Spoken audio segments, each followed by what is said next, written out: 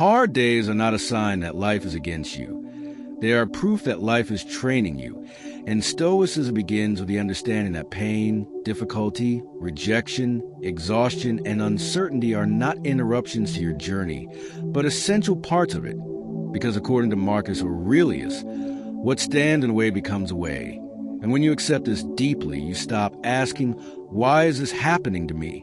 And instead ask, what is this teaching me right now? And the first Stoic way to keep going during hard days is to narrow your focus to what is fully within your control, because most suffering comes not from events themselves, but from our judgment about them. And when you're tired, overwhelmed, or discouraged, your mind tries to control outcomes, other people, the past, or the future, all which are outside your power. But Stoicism teaches that peace comes from directing your energy only toward your thoughts, actions, effort, and character. So on hard days you must simplify your mental battlefield and say, I cannot control the result, but I can control my response. And this single shift instantly reduces emotional chaos and restores strength, because a mind focused on effort rather than outcome never feels powerless. The second Stoic way is to reframe hardship as temporary and impersonal, because Stoics understood impermanence better than most modern minds do. And Marcus Aurelius constantly reminded himself that everything passes. Pain passes, fear passes, criticism passes, even despair passes. And when you're in the middle of a hard day, your emotions lie to you by saying, this will never end. But Stoicism cuts through that illusion by reminding you that nothing in nature is permanent. Not storms, not winters, not darkness, and not suffering. And when you repeat to yourself that this moment is temporary and not personal, you stop identifying your entire identity with a bad day and instead see it as a passing condition which prevents emotional collapse and keeps you moving forward even when motivation is gone. The third Stoic way to keep going is to practice disciplined endurance rather than emotional resistance, because resisting pain mentally often creates more suffering than the pain itself. And Stoics did not believe in pretending hardship doesn't exist. They believed in meeting it with quiet strength, saying, yes, this is difficult, and I will endure it. Because endurance is not weakness. It is controlled strength. And on hard days, you don't need inspiration. You need structure. You need to do the next small, correct action regardless of how you feel. Because feelings are unreliable under stress, but principles are not. And Marcus Aurelius wrote that you must stand up every morning and do the work of a human being, even when you don't feel like it. Because duty does not disappear just because life feels heavy. And when you learn to move forward without waiting for motivation, you unlock a level of resilience most people never reach. The fourth Stoic way is to reduce the day to the present moment only, because hard days feel unbearable when your mind jumps too far ahead, imagining weeks, months, or years of struggle. But Stoicism teaches radical presence, meaning you only deal with what is directly in front of you right now, not tomorrow, not next week, not the imagined worst-case scenario, just this hour, this task, this breath, because a single moment is always manageable. And when Marcus Aurelius faced pressure as emperor, war, betrayal, illness, and responsibility, he did not try to solve his entire future in one thought. He focused on acting honorably in the present moment. And when you apply this, hard days stop feeling overwhelming and start feeling actionable, because you realize you don't need to survive forever. You only need to survive now. The fifth Stoic way to keep going during hard days is to detach from the need for validation and recognition, because suffering becomes heavier when you feel unseen, unappreciated, or misunderstood. But Stoicism teaches that your worth is not determined by applause, approval, or external acknowledgement, and Marcus Aurelius constantly reminded himself to do what is right even if no one notices, even if no one praises it, even if no one understands it. Because the reward of virtue is the act itself.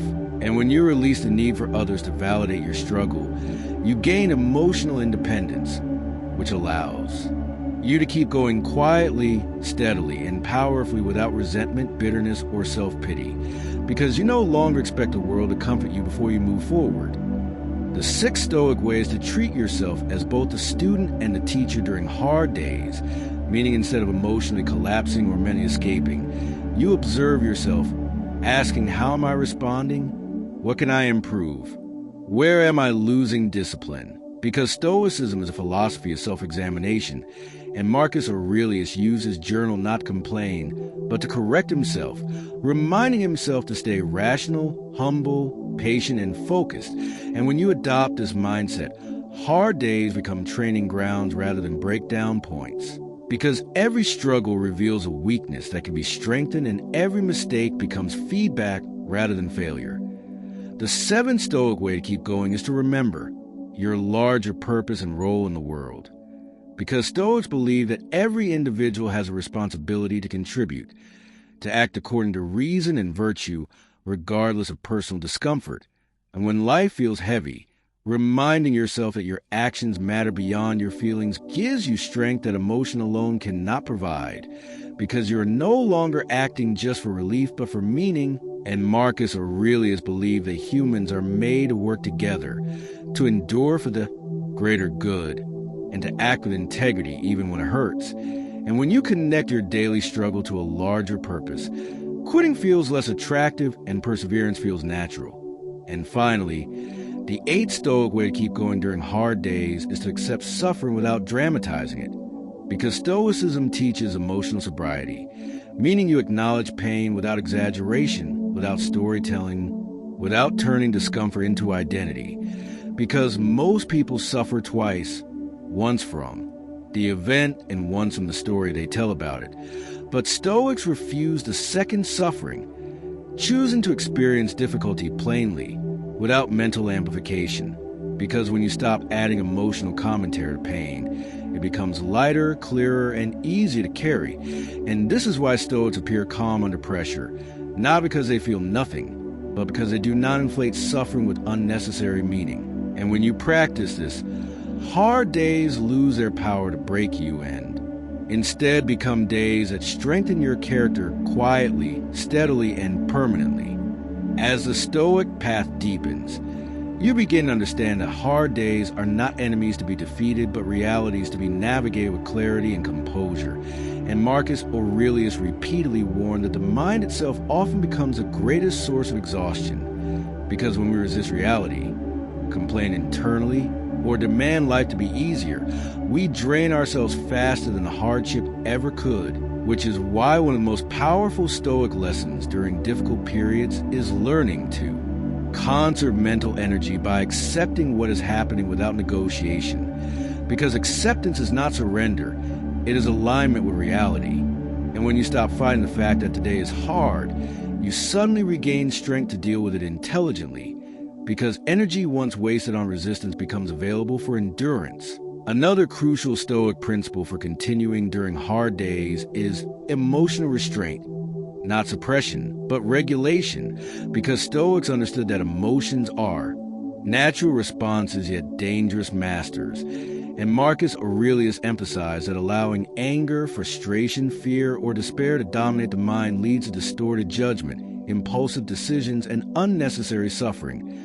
So on hard days, a disciplined Stoic does not ask, how do I feel? But instead asks, what is the most rational action right now?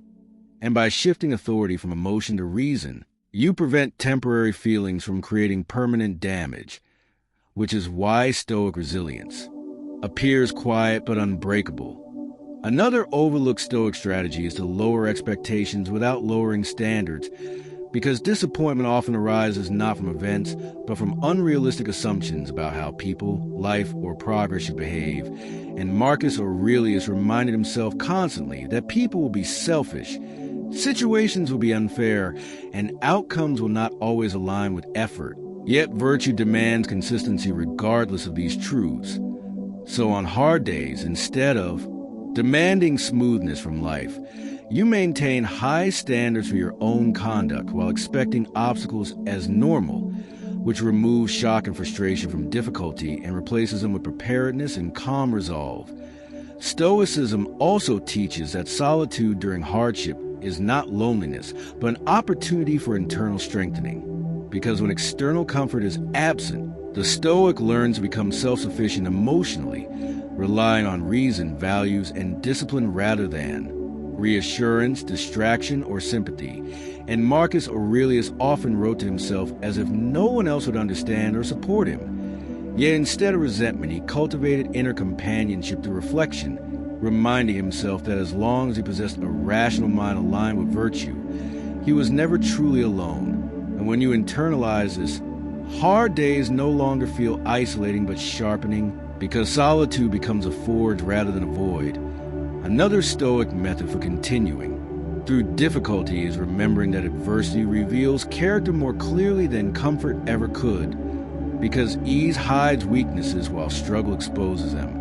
And Marcus Aurelius believed that life sends obstacles not to punish but to test and refine the soul, meaning that every hard day acts like a mirror showing you where impatience lives, where ego reacts, where fear hides, and where discipline must grow.